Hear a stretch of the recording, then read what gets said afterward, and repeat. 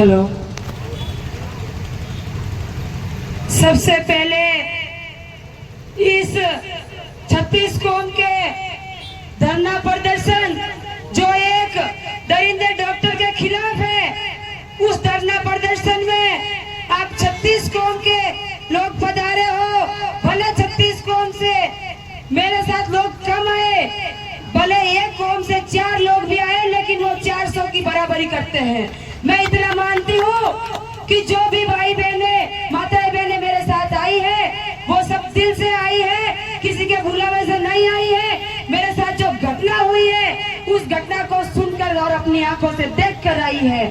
इस धरना प्रदर्शन में अपने बीच में उपस्थित मारवाड़ विधानसभा के पूर्व विधायक साहब आदरणीय खुशवीर सिंह जी जोजावर साहब, हमारी कांग्रेस पार्टी के जिला अध्यक्ष आदरणीय अजीत दत्त साहब, कांग्रेस पार्टी के पूर्व जिला अध्यक्ष और पशुधन विकास बोर्ड के पूर्व राज्य मंत्री आदरणीय मेरे बड़े भाई चुन्नीलाल जी राजपुरोही साहब, महिला कांग्रेस की पूर्व जिला अध्यक्ष नीलम जी बिड़ला, डालोग टोड़ी के मेघवाल समाज के 360 गांव के 11 परगना के अध्यक्ष आदरणीय मुन्नालाल जी मेंसन साहब, और इसमें मेरा सहयोग कर रहे मेरे पार्टी के सभी पदाधिकारीगण, अपने रोहट के और पाली के लोग, पाली विधानसभा के प्रत्याशी रहे आदरणीय महावीर सिंह जी सुकरलाई साहब, आदरणीय भैरू सिंह जी राजपुरोही साहब, और सम्मानित मंच जिस किसी का मैं नाम नहीं ले पाई, मैं माफी चाहती हूँ। और मेरे इस न्याय की लड़ाई में मेरा साथ देने वाले मेरे सम्मान्य बड़े भाई साहब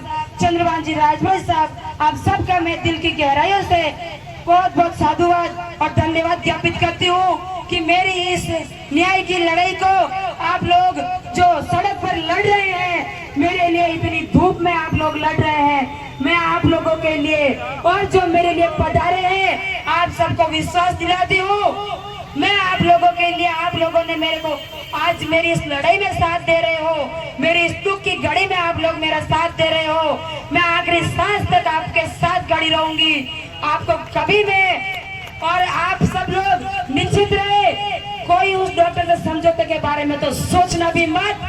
आपकी ये बेटी इतनी कमजोर नहीं है, आपने 10 साल से इस बेटी को समाज सेवा में भेजा है, तो आपकी बेटी कभी झुकने वाली नहीं है। भले इसकी आप लोगों की संख्या कम रही हो, लेकिन मुझे इतना तो भरोसा है कि ये जो पब्लिक बैठी है 36 कौम से, भले एक कौम से 4 लोग भी आए, लेकिन वो 400 की बराबरी करने वाले लोग आए हैं। मेरा इतना तो भरोसा है, और मैं विश्वास यह कर सकती हूँ आप लोगों पे कि आप लोग अपनी जो ये लड़ाई है, इसको अपन को न्याय मिलने तक आप लोग मेरे साथ रहेंगे, इतना मुझे विश्वास है। आप लोग इस दुख की घड़ी में मेरे साथ पधारे हैं, मैं आप लोगों का दिल की असीम गहराइयों से धन्यवाद देती हूँ। रही बात घटना की, वो आपको सबको पता है कि मेरे साथ क्या क्या उस दरिंदे डॉक्टर ने किए हैं। मैं रात को 11 बजे जब मेरी तबीयत खराब होती है, मेरा बीपी है वो 60 और 80 के बीच में रहता है, तब मुझे डॉक्टर के पास जाना पड़ता है। साथियों और बुजुर्गों, माताओं बहनों, किसी को मजा नहीं आता है कि रात के समय कोई हॉस्पिटल चला जाए। दुख होता है और बीमार होता है तो आदमी हॉस्पिटल नहीं जाएगा तो कहाँ जाएगा। मैं रात को 11 बजे आधी रात के समय में जब हॉस्पिटल गई भूसी में, वहाँ एक पहले तो नर्सिंग कर्मचारी था, उसने जाते ही मेरे को दवाई का मना कर दिया। मेरे को सीधा बोला कि तेरा गांव जवाड़ी है, तू जवाड़ी से यहाँ तक क्यों आई है। क्या भाइयों, मैं मेरा इलाज करने कोई हॉस्पिटल में नहीं जा सकती हूँ? हॉस्पिटल तो अपने पास होगा, पहले तो वही जाएंगे। और मेरे भाई बहन, मेरे को परिवार के लोग मेरे को लेकर पाली के हॉस्पिटल आ रहे थे, लेकिन तबीयत ज्यादा खराब थी, तो घर वालों ने सोचा मैं बेहोशी की हालत हो गई थी, मेरे मतलब बचने के चांस नहीं थे, इतनी मेरी हालत खराब हो गई थी, क्योंकि गर्मी बहुत ज्यादा थी और मेरा बीपी इतना कम हो गया था कि मेरे बचने के चांस नहीं थे। लेकिन मेरे भाई बहनों ने सोचा कि अपन पाली जाएंगे, तब तक रास्ते में कुछ भी घटना हो सकती है, तो भाई बहन मेरे को लेकर बूसी के सरकारी हॉस्पिटल में गए। और वह सरकारी हॉस्पिटल जो रमेश चंद्र सिरवी है, उसने मेरे साथ जो दुर्व्यवहार किया है, जाते ही मेरे को माँ बहन की गालियां दी है, इतनी गंदी गालियां दी कि आप लोग सुन नहीं सकते। मैंने वो सब सुनी है, फिर भी मैंने उनको एक मेरे मुंह से गलत शब्द नहीं कहा, और मैंने उनको यही कहा कि डॉक्टर साहब मेरा इलाज कीजिए। उन्होंने मेरे को कहा कि तू नेता होकर यहाँ लड़ने आई रात में। मैंने कहा सर मैं लड़ने नहीं आई हूँ, मैं मेरा इलाज करवाने आई हूँ। और आप एक महिला पेशेंट से, महिला मरीज से ऐसे बदतमीजी क्यों कर रहे हो? मेरा गुनाह क्या है? मैंने आपका क्या बिगाड़ा? मेरा गुनाह इतना ही है कि मैंने आधी रात को आपको जगाया मेरा इलाज करने के लिए, और आपको मजबूर इलाज करने के लिए, मेरे इलाज के लिए आपको हॉस्पिटल में आना पड़ा। और वो भी आए तो अर्धनग्न अवस्था में आए, नेकर पहन के आए। उनको शर्म आनी चाहिए कि मैं एक महिला मरीज का इलाज करने के लिए जा रहा हूँ, तो कम से कम डॉक्टर की जो यूनिफॉर्म है, जो वर्दी है, वो तो पहन लूं। और भाइयों, इस डॉक्टर ने सिर्फ मेरे साथ ही नहीं किया, ऐसे ऐसे बहुत सारे मुद्दे आज 10-12 साल से एक ही जगह पे बैठा है। और बैठने का एक ही कारण हो सकता है कि उसको पूरा का पूरा राजनीतिक संरक्षण प्राप्त है। उसके जो लोग हैं वो लोकसभा में बैठे हैं, विधानसभा में बैठे हैं। उन लोगों की वजह से उसके हौसले इतने बुलंद हो गए कि उसने मेरे जैसी एक्टिव लड़की जो समाज सेवा में है, मैंने भाइयों, आप लोगों को पता नहीं होगा, मैं आपको एक चीज और बता देती हूँ। मैंने कोरोना जैसी महामारी आई तो मेरे घर पे मेरे परिवार ने, मेरी माँ ने, मेरी बहनों ने, मेरे पापा ने, सबने सहयोग करके 11,000 मास्क बनाए थे घर पे। 11,000 मास्क कोई कम नहीं होते, मास्क बनाए थे घर पे 11,000 मास्क। और मेरे गांव क्षेत्र आस पास में सब जगह वितरित किए थे। लोग मेरे घर पे मास्क लेने आते थे, क्योंकि मैंने ये सेवा यूं समझी कि आदमी जीवन मरण के बीच है। कोरोना महामारी में बहुत लोगों की मौतें हो गई, और लोगों के इतने बड़े बड़े धंधे थे वो भी चौपट हो गए। और मैंने उस महामारी में भी मेरा फर्ज था, एक समाज सेवी होने के नाते मैंने वो निभाया है। तो भाइयों, मेरा यही निवेदन है, उस डॉक्टर ने मेरे साथ जो गंदा बर्ताव किया है, मेरे साथ जो गाली गलौज किया, उसके बाद मेरे साथ जो मारपीट की है, उसके सारे CCTV में भी गए हैं। लेकिन उस डॉक्टर के खुद के फोन में भी वीडियो है, उसने भी वीडियो बनाया है। और मैंने पुलिस को बुलाया, तब मैंने पुलिस को कहा कि साहब, इसके डॉक्टर के खुद के फोन में भी वीडियो है, आप इसका फोन भी जब्त करो। और मुझे लगता है कि नशे की हालत में भी है, इसका मेडिकल भी करवाओ। लेकिन उन्होंने मेरी मदद नहीं की है, और उल्टा मेरे को क्या कहा कि मैडम आप दारू पिए हो। अब सोचना चाहिए उन पुलिस के अधिकारियों को भी। मैं चैलेंज करती हूँ, एक महिला के बारे में आप ऐसा सोचने से पहले विचार करें, 100 बार विचार करें। मेरा तो पूरा परिवार है वो इस चीज से पूरा दूर है, और मैं महादेव जी की परम उपासक हूँ, उनकी पूजा करती हूँ। मैं सोच भी नहीं सकती ऐसे नशे के बारे में भी। और उन्होंने मेरे को कह दिया एक महिला को कि आप सब भाई बहन चलो, पहले आपका मेडिकल होगा, फिर उस डॉक्टर का होगा। तो भाइयों, क्या कह सकती हूँ, क्या वो उनसे मिले हुए नहीं है? अगर मिले हुए नहीं होते तो वो उसी टाइम उस डॉक्टर को उठाकर हॉस्पिटल लेके आते और उसका मेडिकल तक करवाते। फिर भैया, उसने जो गंदा बर्ताव किया, जो मारपीट तक की मेरे साथ, मेरा गला दबाया, मेरे पेट में लाते मारी। पेट में लाते मारने से मुझे जो गायनिक प्रॉब्लम हुई है, मैंने 4-5 दिन हॉस्पिटल के ICU वार्ड में मैं भर्ती रही हूँ। आपको पता होगा, मेरा बचने का चांस भी नहीं था, ऐसी मेरी कंडीशन थी। लेकिन भाइयों, उन लोगों ने मेरा साथ नहीं दिया और उस डॉक्टर को बचाने में लगे थे। उसके बाद वो ऐसा करता है कि हमारी गाड़ी थी, जो कार थी, वो भी अंदर हॉस्पिटल के अंदर बंद कर देता है। हमारे को कार तक भी बाहर ले जाने नहीं दिया। हम भाग के 1-1.5 किलोमीटर सोमेश्वर के हाईवे पर जाकर एक होटल पर रुकते हैं। मेरे भाई बहन मेरे को भगाते हैं। 70 और 60 के बीच, 80 के बीच मेरा BP रहता है। ऐसी हालत में मेरे भाई बहन मेरे को जबरदस्ती भगाते हैं, क्योंकि वो डॉक्टर और उसके लोग मेरे पीछे पीछे भाग रहे थे मुझे मारने के लिए। मेरे भाई का भी 3 बार गला दबाया, मेरी बहन के साथ, मेरे भाई के साथ, उनके साथ भी उस डॉक्टर ने मारपीट की है। और वो डॉक्टर और उसके लोग थे, वो मेरे को मारने के लिए भी पीछे पीछे भागे हैं। 1-1.5 किलोमीटर में भागी हूँ भाइयों, रात को 12 बजे। इतनी मुझे मेरे भाइयों ने हाथ पकड़ के भगाया। मेरी इतनी खराब कंडीशन में भी, इतनी सीरियस हालत थी, फिर भी मेरे को भगाया। और फिर मैं एक होटल पे जाके रुकती हूँ, वहाँ होटल खुली थी, वहाँ मैंने पानी की बोतल भी ली, क्योंकि गाड़ी, हमारी पानी की बोतल थी, वो गाड़ी के अंदर रह गई थी। और हमने और मेरे भाई बहनों ने डॉक्टर साहब से हाथ जोड़ी की कि डॉक्टर साहब आप गाड़ी अंदर रखो तो कोई नहीं, हमारे को पानी की बोतल तो लेने दो। लेकिन पानी की बोतल तक मेरे को नहीं लेने दी भाइयों। ये सारी घटना उस CCTV में कैद है, उसके बावजूद ये प्रशासन कोई कार्रवाई नहीं कर रहे हैं। भाइयों, मेरा निवेदन रहेगा मेरे इस हक की लड़ाई में, मेरे इस न्याय की लड़ाई में आप लोग मेरे साथ बने रहे। मैं आखिरी सांस तक आप लोगों के लिए लड़ती रहूंगी। और मैंने एक समाज की लड़ाई नहीं लड़ी है, मैंने 36 कौम की लड़ाई लड़ी है। मैं 10 साल से राजनीति के फील्ड में हूँ, समाज सेवा के फील्ड में हूँ। 10 साल से मैं लड़ाइयाँ लड़ रही हूँ। अभी आपको पता होगा, जो डॉक्टर सिरवी समाज से बिलोंग करता है, कोई समाज हमेशा गलत नहीं होती, एक आदमी गलत हो सकता है। उस सिरवी समाज की माँ बहन थी, मेरे पास में इटंद्रा मेड़तियान गांव है, वहाँ की थी। उस माँ का मर्डर हुआ था। मैं 3 दिन उस धरने में बैठी हूँ। मेरे सभी पार्टी के नेता थे, वो भी उस धरने में बैठे हैं और 3 दिन वहाँ बैठे उस माँ बहन को न्याय दिलाया हमने।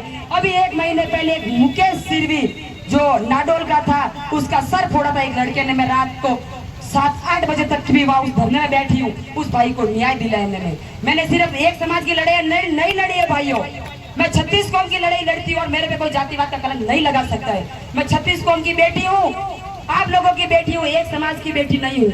36 कौम की बेटी हूँ, इसीलिए 36 कौम आज मुझे मेरी हक की लड़ाई में यहाँ मेरे साथ खड़ा है भाइयों।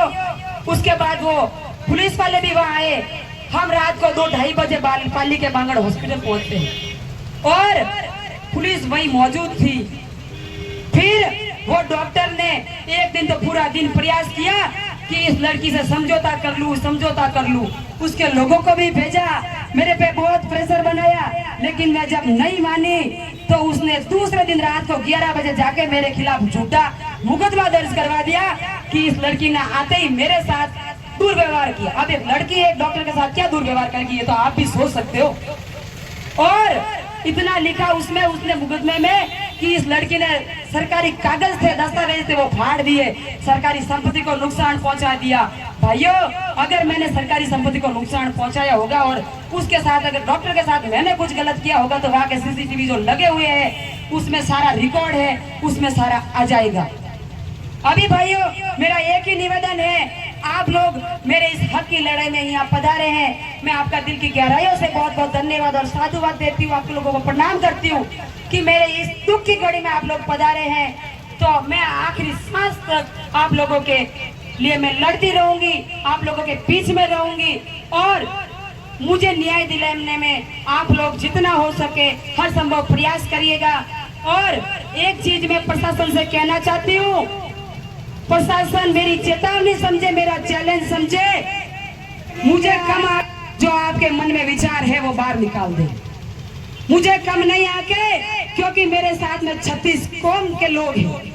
मेरे साथ में कोई एक समाज नहीं खड़ी, कि सिर्फ पार्टी नहीं खड़ी है। मेरे पार्टी के लोगों के साथ साथ मेरे साथ में 36 कौम के लोग पधारे हैं जो मजबूती से मेरी ये लड़ाई लड़ना चाहते हैं। वही लोग आज यहाँ पधारे हैं, नहीं तो बहाना करने वाले लोग यहाँ आते भी नहीं। और ये लोग मेरी घटना सुन के आए हैं, इनको कोई न्योता नहीं दिया है। ये लोग इस दुख की घड़ी मेरी इनको पता चली तो ये आए हैं। तो प्रशासन कान खोल के सुन ले, ये धरना 20 तारीख तक का आपको टाइम दिया जाता है। 20 तारीख तक आप उस दरिंदे डॉक्टर को, अपराधी को गिरफ्तार नहीं करो तो ये धरना वापस यहाँ जारी रहेगा। भले लोगों की संख्या कम रहे, लेकिन मैं आमरण अनशन पे बैठूंगी, भूख हड़ताल करूंगी और वो तमाम जिम्मेदारी है वो प्रशासन की रहेगी। प्रशासन कान खोल के सुन ले, आपने मेरे साथ जो जो आप कर रहे हो मुझे सब पता है और आप मुझे कम आंकने का विचार दिमाग से निकाल दे। जब मेरे बयान हो चुके हैं, पूरी कानूनी कार्रवाई हो गई, तो आप लोग उसको बचाने में क्यों पड़े हो? क्या आपको आपकी बेटी होती, क्या आपकी बहन होती तो आपको दुख नहीं होता? मेरा जांच अधिकारी से, SP साहब से, कलेक्टर साहब से और CMHO साहब से भी गुजारिश है, मुझे जब वो सीन याद आता है मेरे समाज के, मेरे मेघवाल समाज के जो भगवान है रघुनाथ पीर की कसम खा के कहती हूँ, मुझे अभी भी रोंगटे खड़े होते हैं मेरे, जो उसने मेरे साथ घटना की है और मुझे रोना आता है वो सीन देखकर। तो भाइयों, आप लोग मेरी हक की लड़ाई में साथ दो और जैसे आ जाए वैसे न्याय मिलने तक साथ रहो। और प्रशासन दिमाग से निकाल देना कि ये लड़की आज धरना करके चुप बैठ जाएगी। मैं आपको चेतावनी और चैलेंज देती हूँ कि आप कान खोल कर सुन लेना, ये लड़की अब अकेली नहीं है। जिस दिन घटना हुई उस दिन तो अकेली थी और परिवार के लोग ही थे, लेकिन अभी तो पूरी 36 कौम मेरे साथ में है। तो प्रशासन दिमाग से गलतफहमी बाहर निकाल देना कि ये लड़की चुप बैठने वाली है। कभी चुप बैठने वाली नहीं हूँ मैं। आमरण अनशन पर बैठूंगी, डॉक्टर को गिरफ्तार करो। मेरी यही मांग है, सबसे पहली मांग तो डॉक्टर को आप गिरफ्तार करो। दूसरी मांग मेरी है कि उसको सेवा से बर्खास्त करो, प्रशासन उसको सेवा से बर्खास्त करो और उसको जेल में डालो। उसको उसके आगे डॉक्टर शब्द रहना ही नहीं चाहिए और उस दरिंदे की को कानूनी कार्रवाई करके उसको जेल के अंदर डालो। तो मैं चुप बैठूंगी, नहीं तो मैं रघुनाथ पीर की सौगंध करके कहती हूँ कि जब तक मुझे न्याय नहीं मिलेगा मैं इसी जाजे में, भले मुझे 5 लोगों के साथ बैठना पड़े, मैं इस जाजे में बैठूंगी और तमाम जिम्मेदारी प्रशासन की रहेगी। प्रशासन कान खोलकर सुन ले। अब मेरा निवेदन रहेगा आप सभी से, हमारे जो विधायक साहब हैं, जिलाध्यक्ष जी हैं, वो भी विराजे हैं, वो भी अपनी बात रखेंगे। उसके बाद हम सब यहाँ से कलेक्टर साहब के पास, एसपी साहब के पास ज्ञापन देने जाएंगे। आप सबको पधारना है। और उसके बाद मैं डॉक्टर साहब को कभी जानती नहीं थी। वो लोग कह रहे ना कि ये एक राजनीतिक षड्यंत्र है, तो वो भी दिमाग से बाहर निकाल दे। मैंने उस डॉक्टर को जानना तो दूर की बात, मैंने देखा तक नहीं कभी। मैं तो वहाँ गई भी, एक मेरे परिचित थे जो मेरे पास मास्क लेना आते थे और वही भूसी के है, तो उनसे फोन करके गई। मैंने कहा भैया वहाँ इलाज होगा क्या, मैं जाऊँ, कोई स्टाफ है क्या? तो उन्होंने कहा मेरे को कि दीदी एक नर्सिंग कर्मचारी है, मैं बात करता हूँ, आप जाओ, वो आपके स्लिप लगा देंगे जो भी इलाज। दीदी मेरी बात हो गई और वो वही है, आप जाओ। उसके बाद तो हॉस्पिटल जाए कि नहीं जाए बताओ आप। उसके बाद मैं हॉस्पिटल गई हूँ और फिर वो डॉक्टर जिस वेशभूषा में मेरे सामने आया ना, तो मैंने उसको आते ही यही कहा, मैंने कहा आप डॉक्टर साहब हो क्या? क्योंकि अपन को शर्म आती है कि इस ऐसे कपड़ों में आधी रात को एक महिला के सामने कोई आदमी आता है, निकर पहन के आता है, तो शर्म तो उसको आनी चाहिए कि मैं एक महिला का इलाज करने जा रहा हूँ, तो अपने कम से कम डॉक्टर की जो वर्दी है वो तो मैं पहन लूं। मैंने आते ही उसको ऐसा ही पूछा था, मैंने कहा आप डॉक्टर साहब हो क्या? उसने कहा हाँ मैं डॉक्टर हूँ, इलाज करवाना है तो बैठो। और जैसे ही बैठी उसने गालियां शुरू कर दी और गालियां भी इतनी गंदी दी कि मैंने कभी मेरी लाइफ में सोचा भी नहीं था कि मेरे साथ भी ऐसा होगा। जब वो सिविल समाज का घटनाक्रम हुआ था, उस माँ का मर्डर हुआ था, मैं उस दिन 3 दिन धरने में रही थी। उस दिन मैंने एक बात कही थी, मैंने कहा आज तो इस माँ बहन के साथ हुआ है, कल क्या पता अपनी भी बारी आ जाए। मैंने इस दिन का इंतजार नहीं किया था कि मेरे साथ भी ऐसा हो सकता है। और आज मैं इतनी एक्टिव हूँ फिर भी, और वो मेरे को जानता है क्योंकि उसके नर्सिंग कर्मचारी ने उसको मेरे बारे में बता दिया था कि ये कांग्रेस की पूर्व अध्यक्ष है और मेघवाल जाति की है और जवाली की है। तो उसने जाति सूचक शब्दों से भी मुझे अपमानित किया बहुत, मतलब मेरे को जो नहीं बोलने चाहिए वैसे जाति के भी उसने शब्द बोले कि तुम्हारी इतनी औकात हो गई, मेरे को रात में उठाने आ गए। उसने ऐसा भी मेरे को बोला, वो सारा उसमें कैद है। फिर भी ये प्रशासन पता नहीं किसके दबाव में है, राजनेताओं के दबाव में है, पता नहीं किसके दबाव में है। ये प्रशासन जानबूझकर उस दोषियों के खिलाफ कार्रवाई नहीं कर रहा है और प्रशासन चैन की नींद में सोया है तो अभी जाग जाए, जागने का समय आ गया है। भले लोग कम हो जाए लेकिन ये न्याय की लड़ाई लड़ने आए हैं और आखिरी सांस तक लड़ेंगे, मुझे इतना तो भरोसा ये 36 कौम के लोग हैं। तो प्रशासन चेत जाए, प्रशासन ये चेत तो जाए। ये चेतावनी है मेरी कि आपको उसको गिरफ्तार तो करना ही पड़ेगा। सिर्फ और सिर्फ आपको 20 दिन का जो टाइम है वो आपके पास में बचा है। सॉरी 20 तारीख का, सॉरी 20 तारीख तक का, 20 तारीख तक का टाइम है। आज 16 तारीख हुई है, 4 दिन है। 4 दिन के अंदर अंदर आपको जो करना है कर लो। अगर आपने उसके खिलाफ कार्रवाई नहीं की, उसको गिरफ्तार नहीं किया और उसको सेवा से बर्खास्त नहीं किया, उसके ऊपर कोई भी कानूनी कार्रवाई नहीं की, तो प्रशासन कान खोल कर सुन लेना। मैं भले मेरे साथ 5 लोग भी बैठे, मैं इसी धरने पे बैठूंगी, आमरण अनशन करूंगी और भूख हड़ताल पर बैठूंगी। क्या एसपी साहब, क्या कलेक्टर साहब, आप एक महिला को लेकर आपको इतनी भी शर्म नहीं है कि आपकी माँ और बहन होती तो आप इतने दिन इंतजार करते क्या? मेरी इस दुख की घड़ी में आप मेरा साथ नहीं दे रहे हो। आपको कानून की जो कार्रवाई करनी है आप वो कार्रवाई नहीं कर रहे हो। क्या आपकी माँ के साथ, आपकी बहन के साथ ऐसा गलत होता तो आप चुप बैठते क्या? लेकिन ये प्रशासन पूर्ण रूप से मुझे लग रहा है कि राजनेताओं के दबाव में है, सरकार के दबाव में है, इसीलिए प्रशासन जानबूझकर कोई कार्रवाई नहीं कर रहा है। अभी थोड़ी टाइम पहले किशनपुरा में एक और घटना हुई थी। होली के टाइम जो अपना एक प्रोग्राम था, होली पे जो गैर का प्रोग्राम होता है, वहाँ एक घटना हुई थी। वहाँ भी मेघवाल समाज के लोगों को मारा, बहुत पीटा गया, उनके साथ अत्याचार किया गया, लेकिन इस प्रशासन ने अभी तक कोई कार्रवाई उन पे नहीं की है। क्यों भाइयों? इस प्रशासन को अपने समाज की ताकत पता नहीं क्या? मैं मेघवाल तो बाद में हूँ, लेकिन एक 36 कौम की बेटी हूँ, इस भारत देश की बेटी हूँ। और ये सरकार जो कहती है ना कि बेटी बचाओ बेटी पढ़ाओ, मैं सरकार को भी कहना चाहती हूँ, आपको ऐसे शब्द शोभा नहीं देते। जब एक सामाजिक कार्यकर्ता है, बेटी 10 साल से समाज की सेवा कर रही है, उस बेटी के साथ भी एक आपका सरकारी कर्मचारी है, डॉक्टर है, और डॉक्टर को तो अपन भगवान के रूप में मानते हैं कि ये तो अपना भगवान है, अपने को मारने वाला बचाने वाला ये है, बचाने वाला समझते हैं। लेकिन उसमें जो राक्षस के जो गुण हैं, जो दरिंदे के गुण हैं, मैं तो सोचती हूँ ऐसी कौन सी मेडिकल कॉलेज होगी जहाँ उसको ऐसी शिक्षा दी गई है, जहाँ उसकी पढ़ाई हुई है। भाई मुझे तो जहाँ तक लगता है कि उसकी डिग्री भी फर्जी है। प्रशासन को कहना चाहती हूँ, पहले तो उसकी डिग्री की भी जांच करनी चाहिए कि उसकी डिग्री भी सही है या नहीं है। कोई भी मेडिकल कॉलेज ऐसा नहीं होगा जहाँ ऐसी शिक्षा दी जाती है कि इतनी गंदी गालियां एक माँ बहन को, और वो भी एक महिला मरीज को दी जाती है। उसने विचार नहीं किया, उसका क्या धर्म बनता था, आते ही मेरा इलाज करते, इलाज नहीं किया तो मेरे को आगे भी भेज देते। लेकिन मेरे साथ गंदी गालियां, मेरे साथ मारपीट, पेट में मुक्के मारना, कपड़े खींचना, उसकी नियत क्या थी बहनों, माताओं बहनों साफ दिख रही थी। वो जो नेकर पहन के आया था उससे उसकी नियत क्या दिख रही थी। मैं आप लोगों से कहना चाहती हूँ, मैंने तो ये लड़ाई लड़ रही हूँ, मैं तो यहाँ तक भी पहुंची हूँ। आज 5 तारीख की घटना है, आज 16 तारीख हुई है, 10-11 दिन हुए है, लेकिन इससे पहले तो बहुत सारी घटनाएं हुई है। वो 12 साल से वहाँ बैठा है और 12 साल से उसने मेरे जैसी तो बहुत सारी माँ बहनों के साथ ऐसा गलत किया है। लेकिन वो क्या करता है, रात को गलत करता है और सुबह जाके पैर पकड़ लेता है, समझौता कर लेता है। लेकिन भाइयों, मैं समझौते के बारे में सोचने वाली भी नहीं हूँ।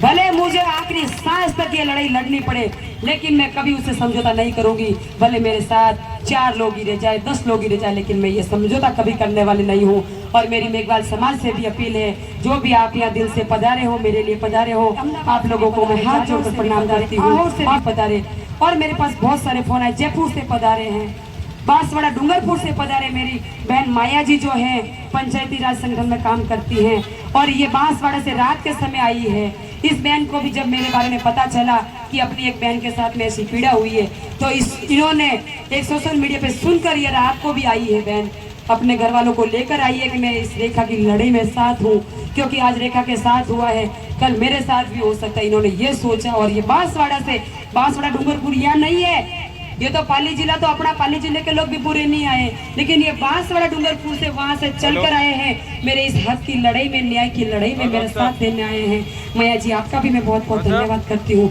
साधुवाद करती हूँ। और समाज से एक बात कहना चाहती हूँ कि आप लोग मेरे पे भरोसा करें, आपकी बेटी पे भरोसा करें कि ये समझौता कभी नहीं होगा। मुझे रघुनाथ पीर से बड़ा, अपने समाज मेघवाल समाज में रघुनाथ पीर से बड़ा कोई भगवान नहीं है, और मैं रघुनाथ पीर को साक्षी मानकर कहती हूँ कि ये समझौता कभी मैं जिंदा हूँ तब तक तो मैं नहीं कर पाऊंगी।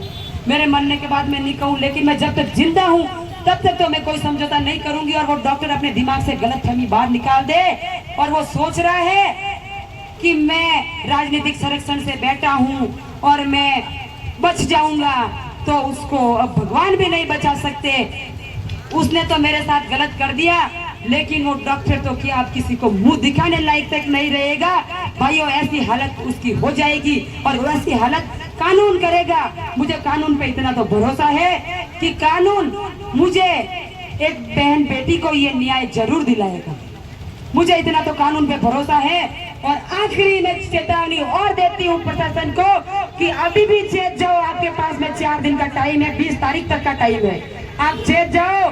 एसपी साहब, कलेक्टर साहब और मेरे जांच अधिकारी है जो डिप्टी साहब, आप भी सोच लो और आप भी जान लो कि ये लड़की कोई साधारण लड़की नहीं है। क्योंकि जब मेरे साथ घटना हुई उस टाइम तो मैं बीमार थी, अब तो मैं बीमारी से भी बाहर आ गई हूँ। अब तो मेरे साथ 36 कौम के लोग हैं, मेरी पार्टी के सब लोग हैं। तो आप ये विचार दिमाग से बाहर निकाल दे कि उसको आप बचाने का नहीं रखे, और उसको जल्द से जल्द गिरफ्तार करें, उसको सजा दिलाए, उसको बर्खास्त करे और मुझे न्याय प्रदान करे। धन्यवाद। जय हिंद। रेखा जी ने सिलसिलेवार इतने साल जो घटना हुई उसके बारे में आपको बताया।